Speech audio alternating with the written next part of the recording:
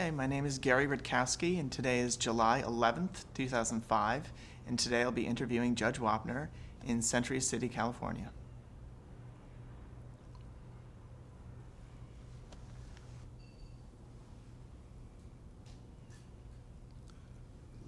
The tapper.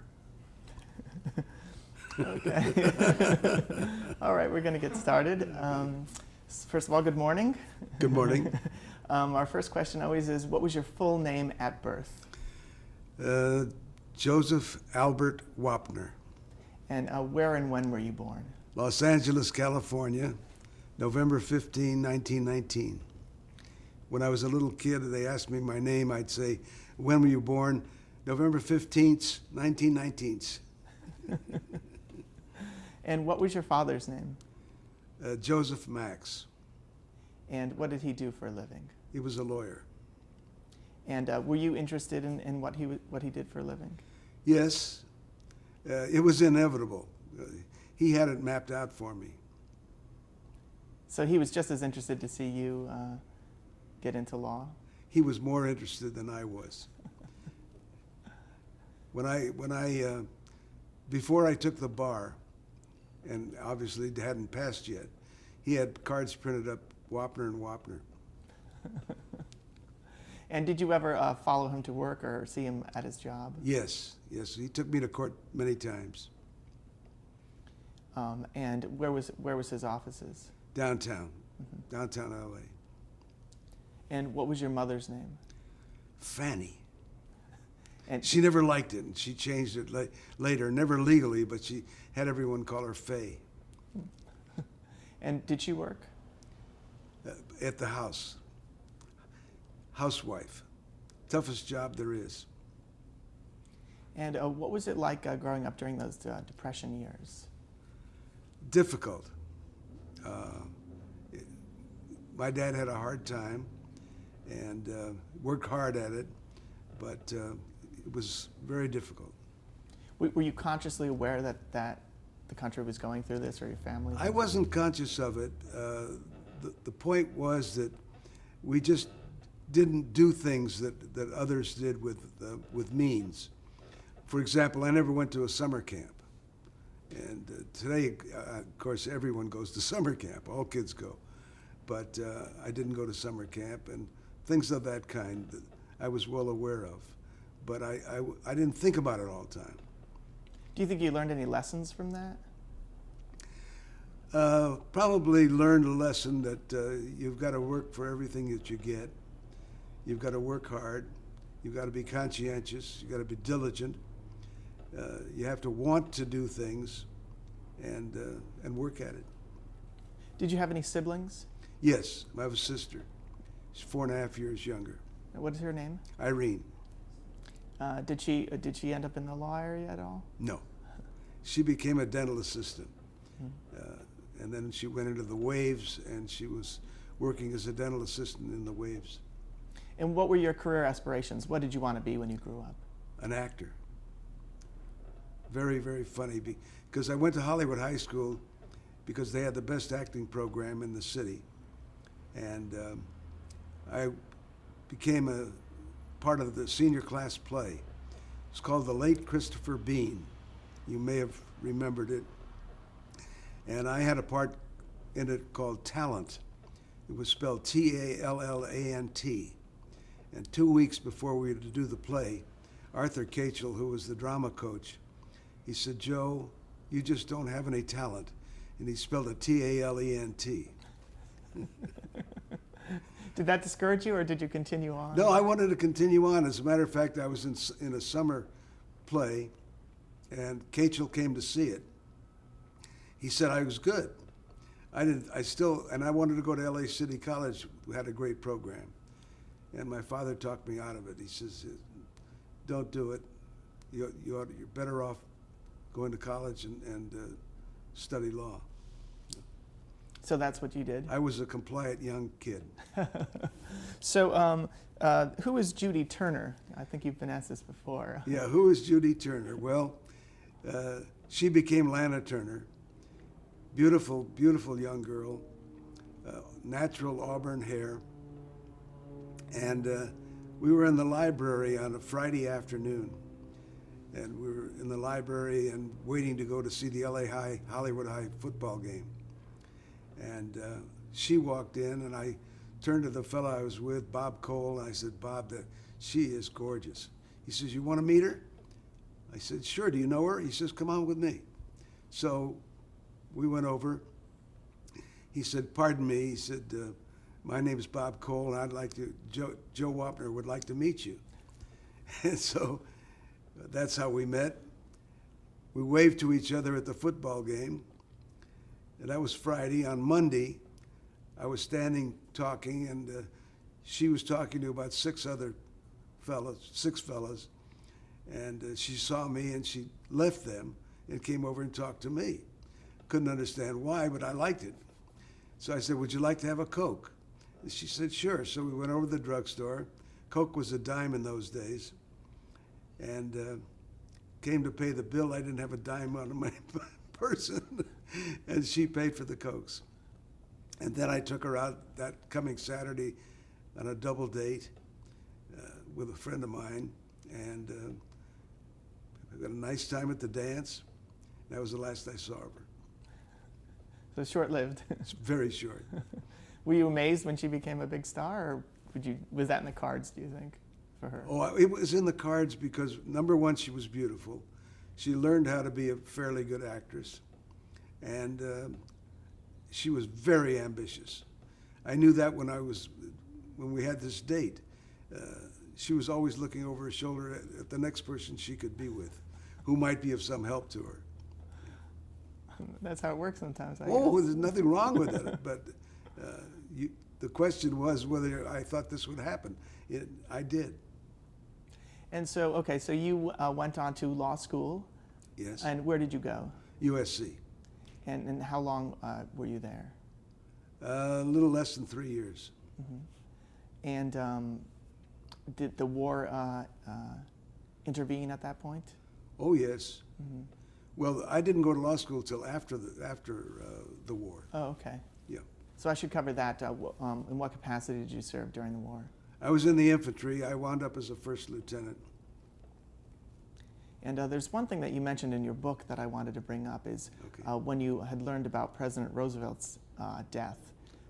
How did that affect you? When did you learn, and how did it affect Well, you? I had been wounded, and I was in the field hospital, and I heard about it then. And it was very troubling because I was a great admirer of the president.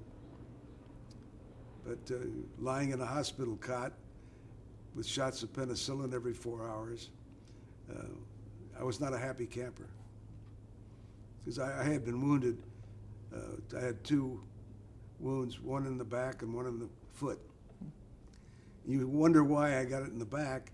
I was lying down digging a foxhole. And when you're on your belly, the only place you're going to get hit is in the back. So I was hit in the back and the foot at the same time. And then shipped home. So was that the end of your service, or did you? Yeah, that was the end of my service. Mm-hmm. I stayed in a convalescent hospital for a while and got out on October 31 of 45 and went to law school the next day. Oh my gosh. And again, so you went to USC, Yes. got your degree, and where did you go from that point on? You took the bar?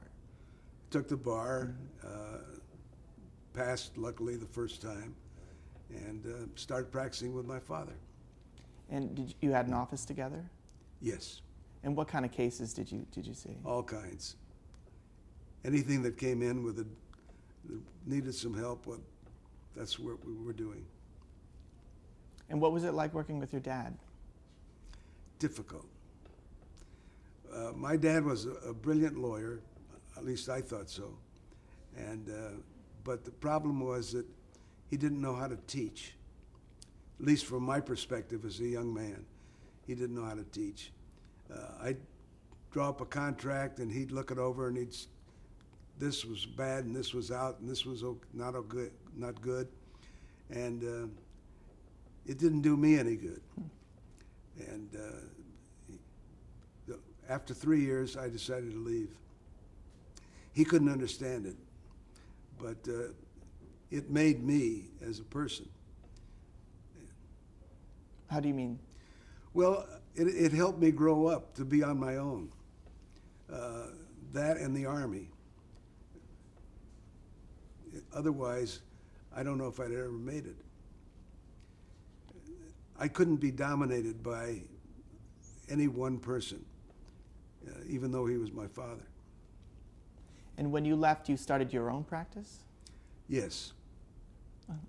Yeah, I looked for a job with several law firms, and neither one of them would take me because they said I was Jewish.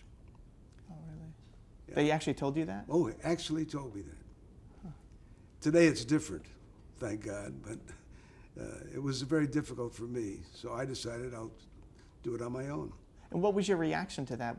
Was that just the norm? They were fighting words to me, because I remember when, as a kid, I was 8 years old, and I was at the beach, and some little fat roly-poly kid called me a dirty Jew, and I beat the hell out of him. But first of all, I could never figure out how he could tell I was Jewish. It didn't make any sense to me. So you started your own practice. How long did you do that for? I did that for a year, and then an attorney down the hall said he was leaving his partner, and I might be a good fit for him. So I went down the hall and started practicing law with this man. What was his name? Jerry Rosenfield. And how long did you do that for? I did that for a couple of years. And then I went out west and I practiced law with a fellow named Leo Gold. And it became Gold and Wapner. And then I was appointed to the bench. So you became a judge from then? Yes, municipal court and for 2 years. How did that appointment come about? Well, Pat Brown was the governor. And I had worked for Pat Brown to help him get elected. And politics is the key. And although first met Pat, and he had all of his chairmen of various districts, and he said, look, you're all going to work for me. He says, because you're all fine people, and I wouldn't have anyone around me who I didn't think had ability if I want to make appointments. So that's how it happened. And so you were seeking this out, or? Yes. Had you not? So you had thought about it already? Oh, I thought about it a lot. Mm-hmm. And when I was chairman of the 16th District Democratic Council, and a fellow named Jess Unruh was former Speaker of the Assembly. He was in charge of Pat Brown's campaign, and he asked me to help. And I said, will he remember who helped him? And he said, you better believe he will. He's that kind of a person, and he was. He was a man of great integrity and honesty, and when he made a promise, he kept it. That's great. Yeah. So now you were hearing small claims cases here? Small claims was my first assignment. I'd handle small claims, arraignments in the morning at the old Lincoln Heights jail. And in the afternoon, I would hear small claims court cases. And what kinds of cases were those? Wasn't there also traffic cases that you? I was in traffic court after that. Oh. Mm-hmm. I sat in traffic court for almost a year. We used to call it the financial district because it was 8th and Wall. And then you moved up from there to the Superior Court? Yes, 2 years later. So is that a quick amount of time, or do people normally? Well, it's fairly quick. Mm-hmm. It's fairly quick. And what were you in charge of in Superior Court? Well, I did all kinds of things. Mostly started with civil. And I handled all different kinds of cases. Were you also? And then I sat in criminal. You were in charge of several courts yourself, or? I was in charge of all the criminal courts at one time for 1 year. And then I did civil and criminal. I had criminal for 5 years. So this was a lot of responsibility for you. Yes. Were you up to the task? Well, I think I was. Yeah. I think it stood me in good stead. What were some of the cases that were memorable to you? Well, I remember one. It's in the book, A View from the Bench. A lady who said that I didn't have her pain, and she had stepped over a barrier in the street, a parking area. You know, you have those cement barriers that stop you, and she tripped over it, hurt herself. And I got the insurance company to offer her $5,000. She said, "You don't have my pain," and she refused. The jury came in and she got 0. And then she started crying, and she still said we didn't understand her pain. I said, "Well, that's what the jury decided, and it's unfortunate." Did you get a lot of cases like that where people didn't take the settlement? There were many cases like that. Some turned out just the opposite. Yeah. What did you think of the jury system in terms of siding with the plaintiffs? Well, I don't think the jurors decide for one or the other because of their predilections. I've always thought the juries came to the right conclusion sometimes for the wrong reasons. But it's still the best system that we've ever devised. There have been many cases which I've disagreed with, but juries decided and we accept it. OJ was one that was very, very obvious. You can't hear a case for months and then decide it in 90 seconds, 90 minutes, or whatever it took. I don't remember. It was very, very short time. I wanted to mention one other case that you'd mentioned in your book, the People of California versus Mark Aranda. Oh, yeah. Talk a little about that. Well, I'm trying to recall it, frankly. I think it was the case of the confessions. Yes, of that's one, what it was. one. Yeah, that's right. And I wanted to exclude the testimony of one against the other. And the appellate court said it should have been excluded, but it wasn't. And so I was reversed in that case. And this was sort of in the air in terms of what would become the Miranda laws later? Yes, yes. So did you feel that even at the time that this could possibly get reversed, or no? No, I hadn't. I never thought of, when I tried cases, that I could be reversed.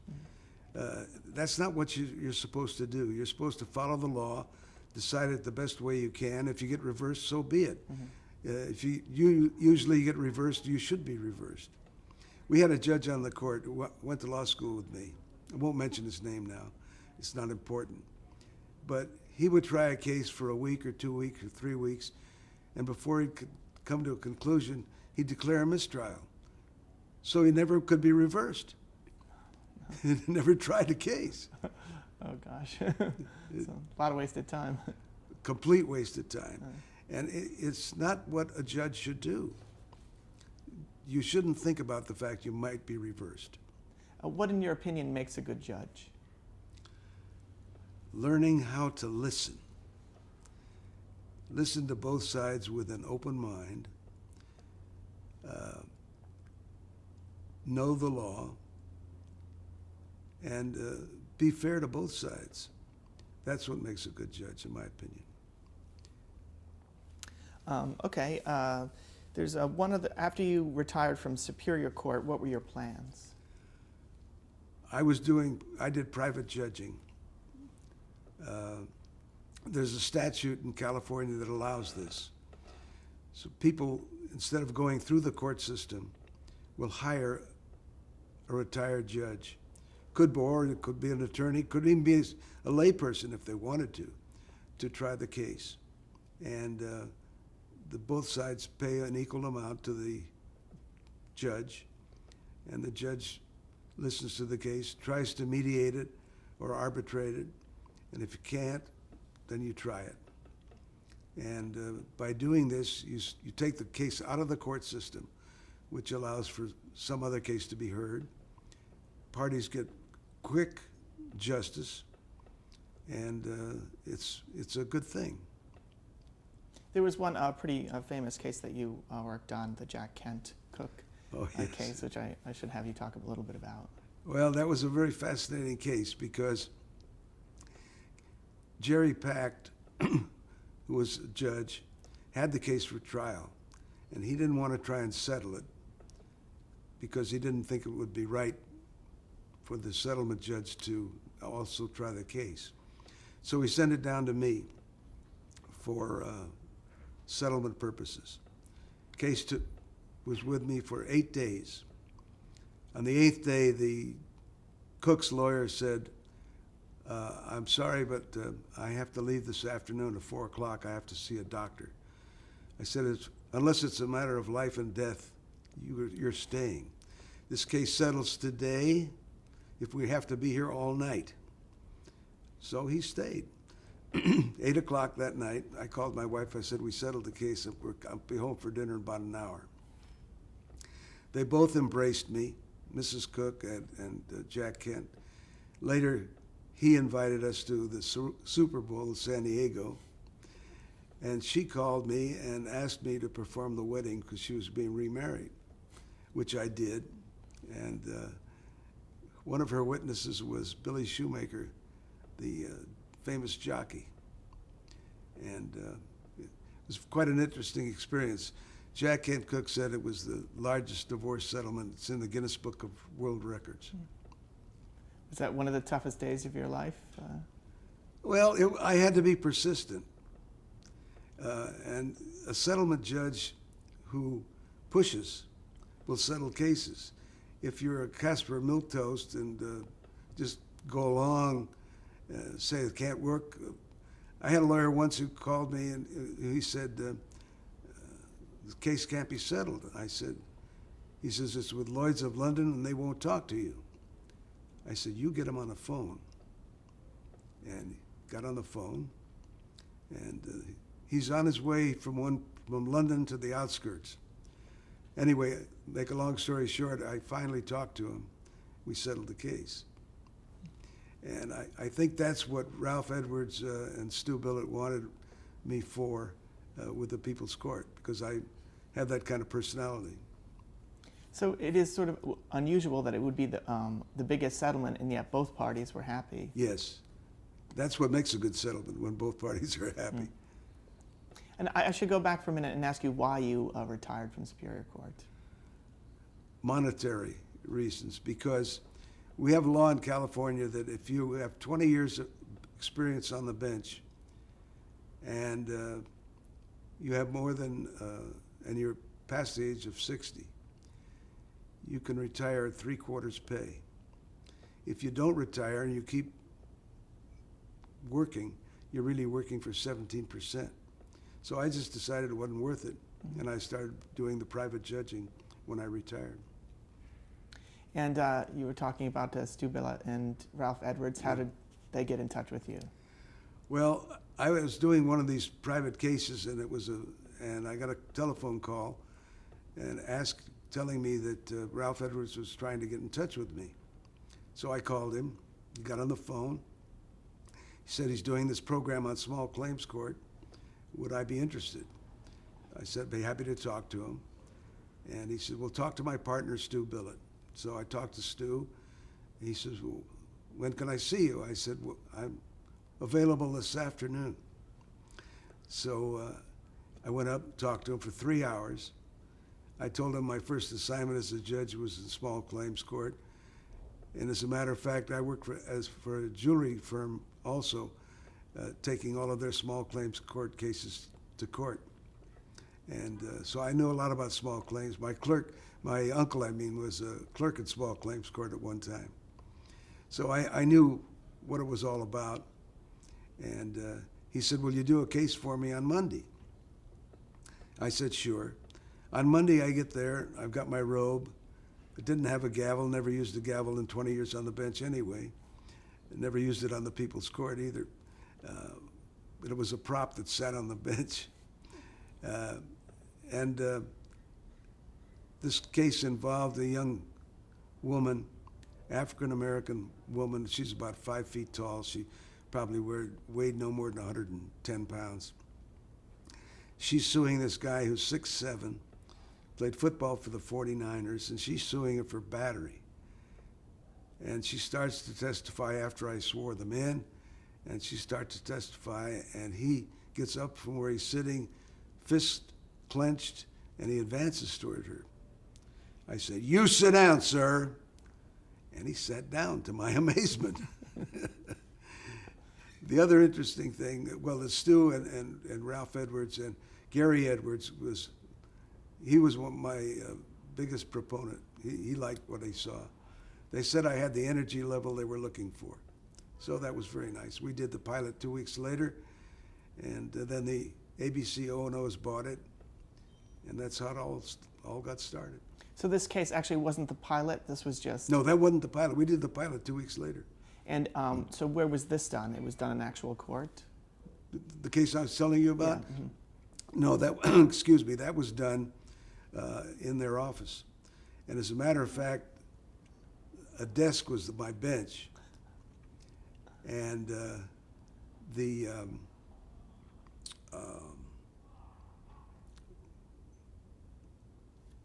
there was a nameplate on the desk, and the nameplate said Judge blah blah, and it was someone who had auditioned for it 2 weeks later. I mean, 2 weeks previous to that. And I told him to take that name away and put my name up. But that's how it happened. So they always intended it to be a real judge. Oh, yes. It was not going to be an actor playing a judge. Well, they tried to sell it originally to the networks. The networks wanted to have an actor play it and do a comedy show out of it. They had Nipsey Russell was going to be the judge. And to Ralph Edwards' credit and Stu Billett, they decided to do it the right way. And that's how I got involved. So what, do you remember the shoot? Oh, first of all, I should ask, did they ever shoot you on camera for any reason, like a camera test? No. So they just saw this in their offices, it was good enough for them? That's right. Mm-hmm. What do you remember about the shooting of the pilot? I remember my wife was there with 2 of her friends and mine. I remember one of the cases involved a jewelry store that I had some experience with many, many years ago. And they still have a place, I understand, in Santa Monica. I saw it the other day, Booper's Jewelers. And that's what happened. Do you remember who won or anything like that? Or? No. And they took this pilot, how did they go about selling it? Do you know? I had nothing to do with it. Mm-hmm. Nothing, absolutely nothing. The interesting part about the People's Court and what happened was that we didn't have a script. We didn't have any retakes. No one told me what to do or how to do it. I was completely on my own, because if they had started telling me what to do and how to do it, I don't think we would ever had a People's Court with me in it. And how long, do you remember how long between the pilot and it was a show, it was picked up? It was picked up, I believe, about 3 or 4 months after the pilot was done. So shortly, pretty shortly thereafter. Relatively short time. Okay, we're at the end of our first tape, so we'll stop right there.